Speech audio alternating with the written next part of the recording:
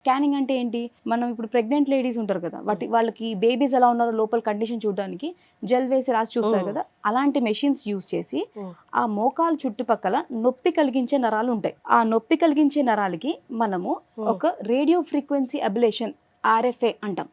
ఆ మెషిన్ ద్వారా ఇక్కడ నొప్పి కలిగించే నరాలకి ఉపశమనం కలిగిస్తాం. ఇది ప్రిసైజ్ గా ఆ స్కాన్ లో నాకు ఆ అల్ట్రాసౌండ్ వేవ్స్ ద్వారా నాకు అది కనిపిస్తుంది.